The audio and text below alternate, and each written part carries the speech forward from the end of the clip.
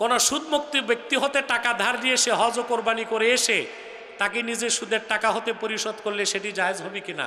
এক ব্যক্তি তার সমস্ত মূলধন সুদ থেকে আয় করা, সে পবিত্র হজ করতে যাবে, তার সুদের টাকা হজ করতে পারবে কিনা। আমি ব্যবসা করি, আমার ব্যবসায় অনেক টাকা প্রয়োজন, আমি কয়েকজন লোক থেকে 5 থেকে 10 লাখ টাকা নিয়ে মাস শেষে তাদের কিছু টাকা দিই, এটা সুদ হবে কিনা। একটি বিষয় সারা দেশে বেশি হচ্ছে, সেটা হচ্ছে ফ্ল্যাট বাসা বন্ধক দেয়া নেয়া। দয়া করে পবিত্র কোরআন ও হাদিস আল্লাহকে ফ্ল্যাট বাসা বন্ধক দেওয়া যাবে কিনা। এক নেতা বলেছে রাজনীতির সাথে কোরআনের কোনো সম্পর্ক নেই। একজন বলেছে আগে নির্বাচন পরে সংস্কার। এই রাজনৈতিক আলাপ এগুলো আমার কাছে করবেন না। হ্যাঁ, আমি কোরআন সুন্নাহর আলোকে রাজনৈতিক সমাধান দেই। আমেরিকার ক্যালিফোর্নিয়াতে ভয়াবহ দাবানলের কারণ কি একজন প্রশ্ন করছে, কোরআন হাদিস থেকে যুক্তি চাই। ঈদগাহ মাঠের মধ্যে কবুতর বাজার, অনলাইন বাজার, বাঁশ বাজার দেওয়া হয়, বাসাবাড়ির ময়লা আবর্জনা ফেলা হয়।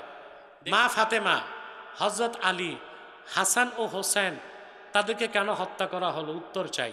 হাদিস মতে 1 লক্ষ বা 2,24,000 রসুল আসবে কেয়ামতের পূর্বক্ষণ পর্যন্ত। তারা কোন রসুল? ভারত ও বাংলাদেশের যুদ্ধ কি আসন্ন? সাধারণ মানুষের করণীয় কি? গাজওয়ে হিন্দ কি দেরি হবে নাকি?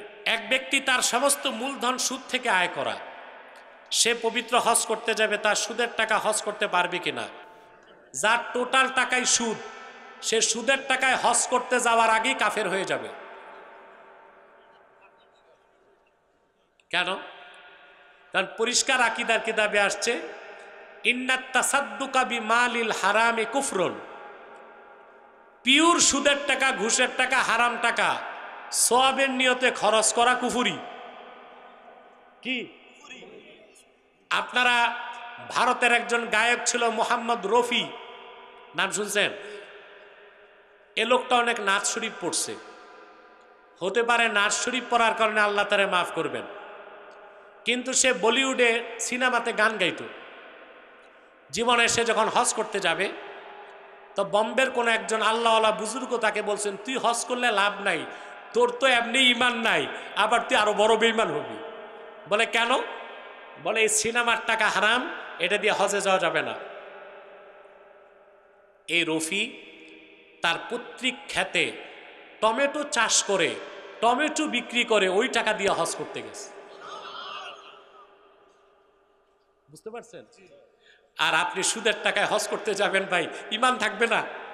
আমি ব্যবসা করি, আমার ব্যবসায় অনেক টাকা প্রয়োজন, আমি কয়েকজন লোক থেকে 5 থেকে 10 লাখ টাকা নিয়ে মাস শেষে তাদের কিছু টাকা দিই, এটা সুদ হবে কিনা।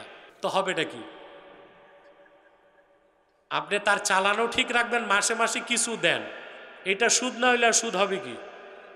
আপনাকে লাভে লসে যাইতে হবে। ভাই এ মুদারাবা, ভাই এ মুদারাবা, এটা শরীয়তে জায়েজ। এটা কি? আপনার টাকা আমার শ্রম, তার টাকা আমার শ্রম। সেখানে আপনি বলবেন যে লভ্যাংশের 10% আপনি পাবেন, লভ্যাংশের 10%।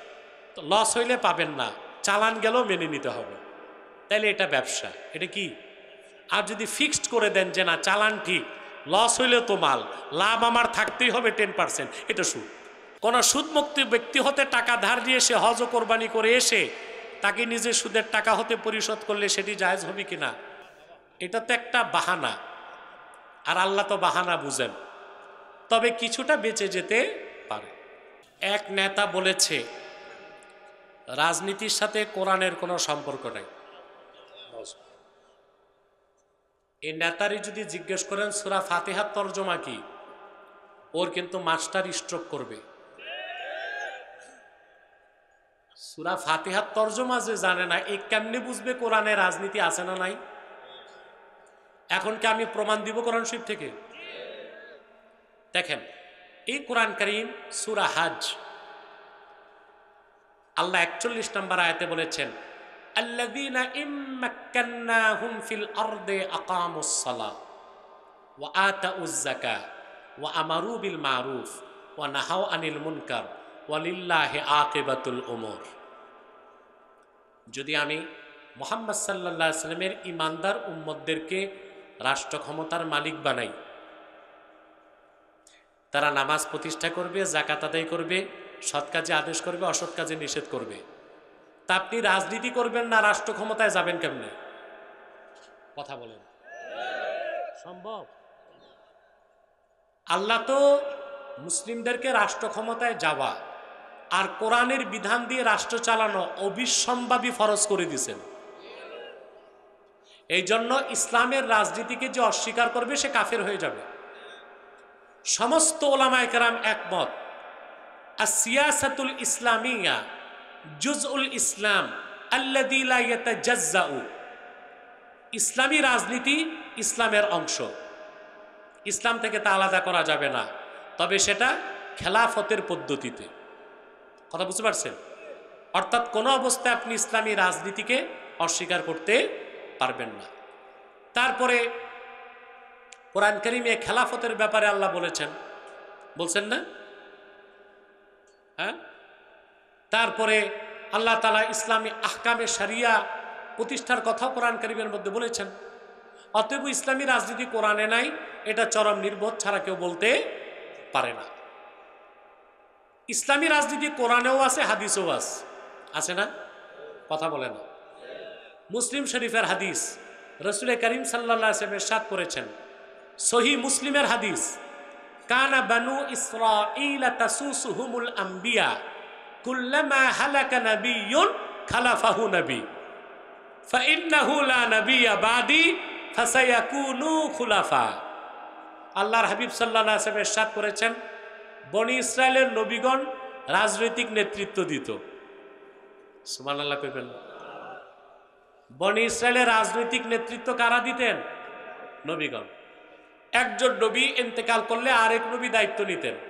আল্লাহর হাবিব বলেছেন, তবে আমি মুহাম্মদ সাল্লাল্লাহু আলাইহি ওয়াসাল্লামকে প্রেরণ করে আল্লাহ নবুয়ত রিসালাতের দরজা চিরতরে বন্ধ করে দিয়েছেন। আমার পরে কিয়ামত তক কোনো প্রকারই নবী নাই, কোনো প্রকার রসুল নাই। তবে আমার দ্বীনের খেদমতে আমার উম্মতের রাজনৈতিক নেতৃত্ব দিবে খলিফাগণ।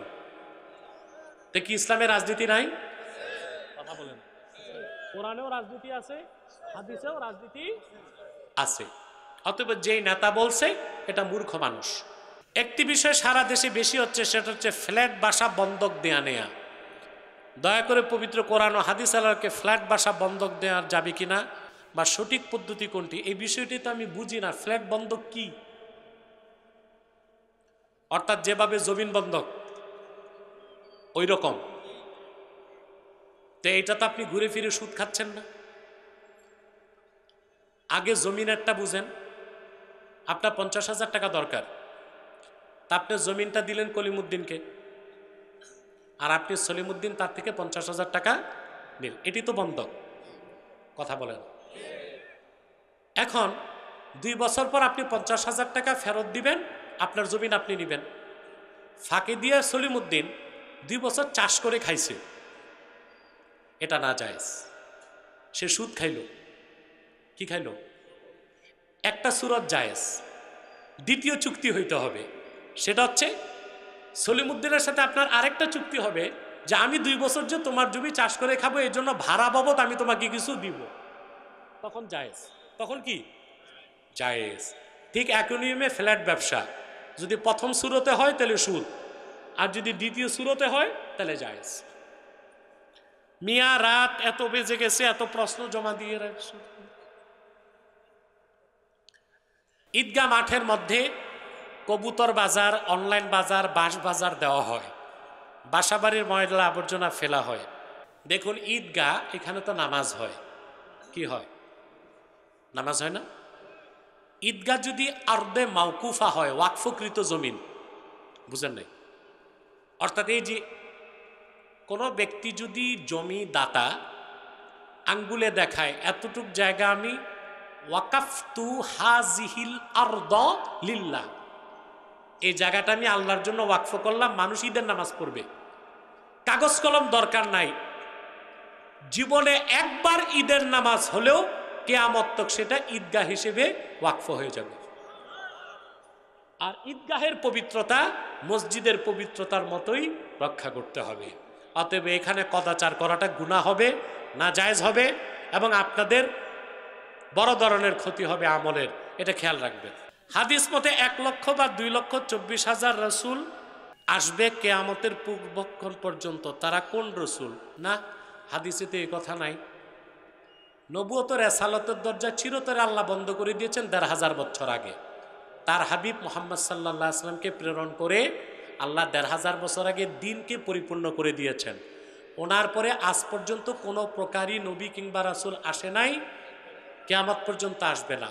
এই বিশ্বাস যার থাকবে না সে শুধু কাফের না, কুখ্যাত কাফের। তাকে যে কাফের বলবে না সেও কি কাফের। অতএব এই প্রশ্নটা কে করছে? এটা কিন্তু হ্যাঁ বুঝে নাই মনে হয়। আন্দাজি বললেন না, আন্দাজি বলবেন না। হ্যাঁ, পূর্বে আরে হাদিস শরীফের মধ্যে আসছে যে আল্লাহর পক্ষ থেকে পয়গম্বর এসেছেন 1,24,000, এটাই সহিহ মত। 2,24,000 যে মতান্তরে বলা হয় ওইটা জয়ীফ। এজন্য বলার সময় বলবেন লক্ষাধিক। কি বলবেন?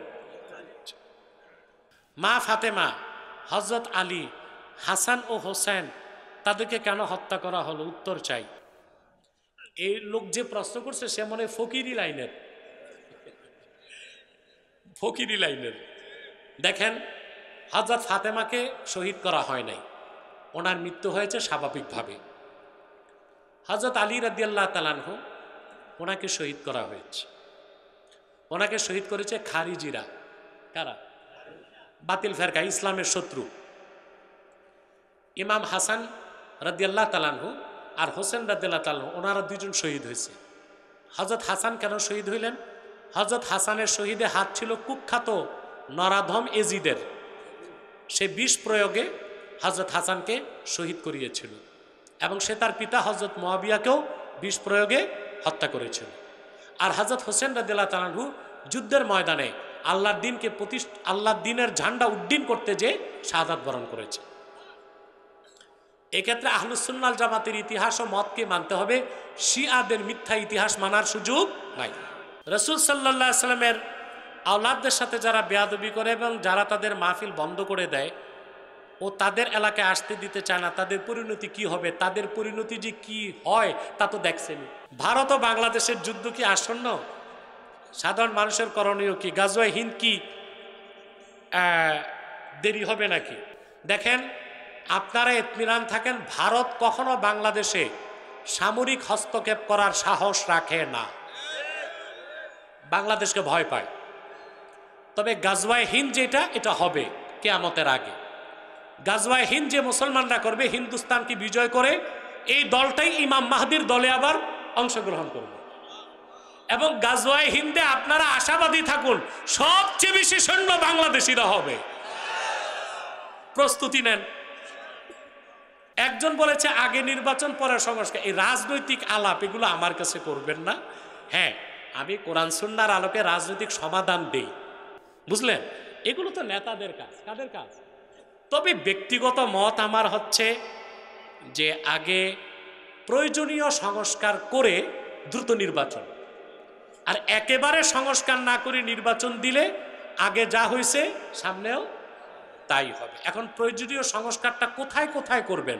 প্রথম করতে হবে পাবলিক সার্ভিস কমিশনে। কোথায়? কারণ 64 ডিস্ট্রিক্টের ডিসিগুলো, এসপিগুলো নির্বাচন তো তারাই করবে। কথা বলে না।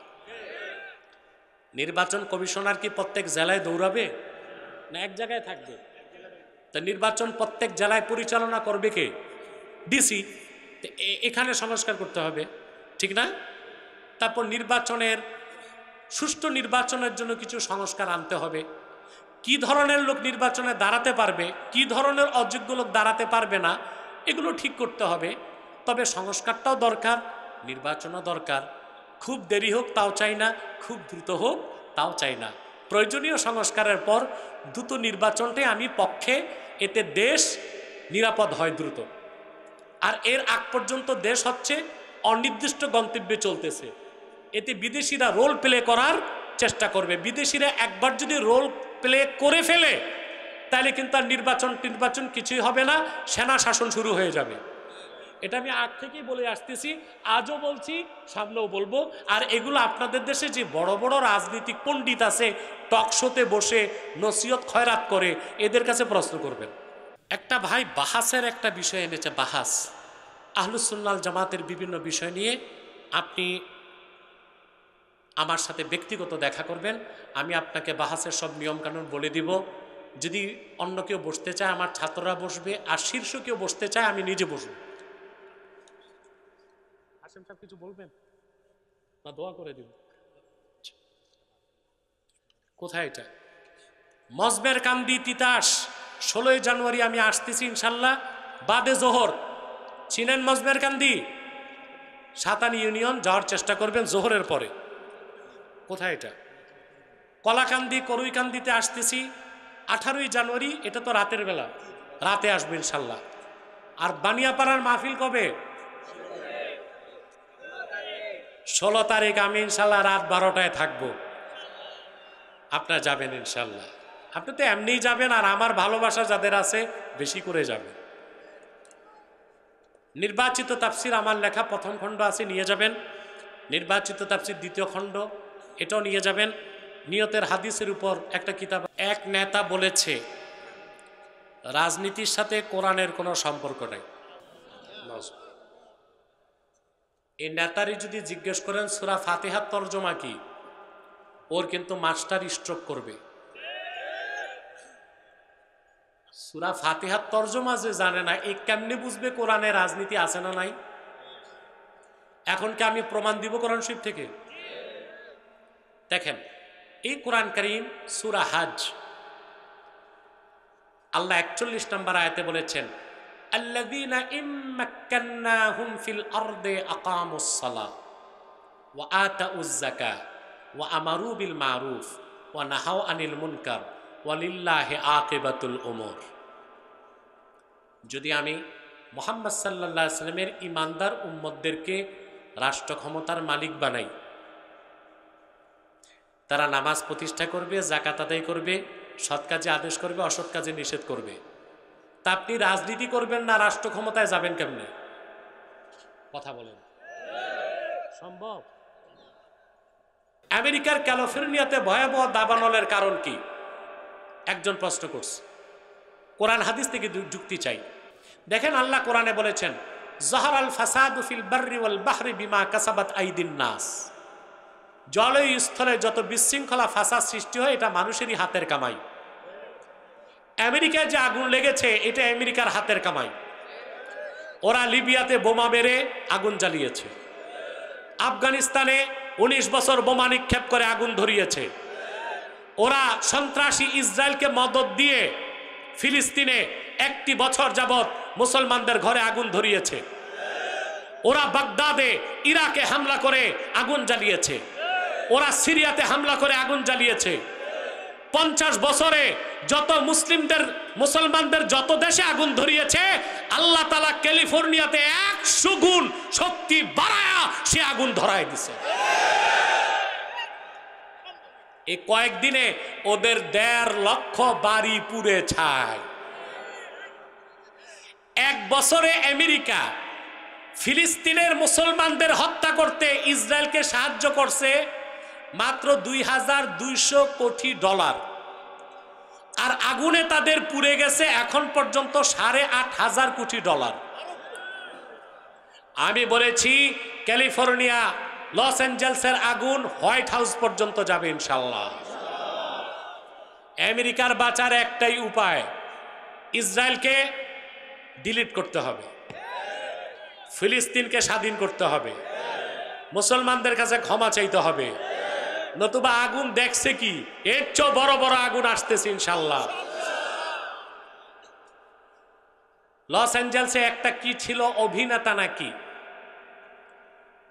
হলিউডে, হলিউড পাড়াতে একটা কি ছিল, তাদের সিনেমা করত, নায়ক নাকি, সে ফিলিস্তিনে হামলার পর বলেছিল আমেরিকার উচিত ফিলিস্তিনকে ম্যাসাকার করে দেওয়া। টক অফ দ্য ওয়ার্ল্ড, আপনার ভিডিও দেখেছেন, সেই নায়কের বাড়ি পুড়ে ছাই, রাস্তায় সে ঘুরতেছে বউ বাচ্চা নিয়ে, রিলিফের খানার জন্য সিরিয়াল ধরবে এখন। আল্লাহ ছেড়ে দেন, আল্লাহ ছাড় দেন, ছেড়ে দেন না। ইন্না বাতশা রাব্বিকা লাশাদীদ, আল্লাহর পাকড়াও অত্যন্ত মজবুত। আপনারা দেখবেন 2054 সালের আগে যুক্তরাষ্ট্র পৃথিবীতে পরাশক্তি থাকবে না, আর 2054 সালের মধ্যে বিশ্ব মানচিত্রে ইসরায়েল নামক কোন রাষ্ট্র থাকবে না। নিরাশ হবার কিচ্ছু নাই। মুসলমানদের অভিভাবক কে?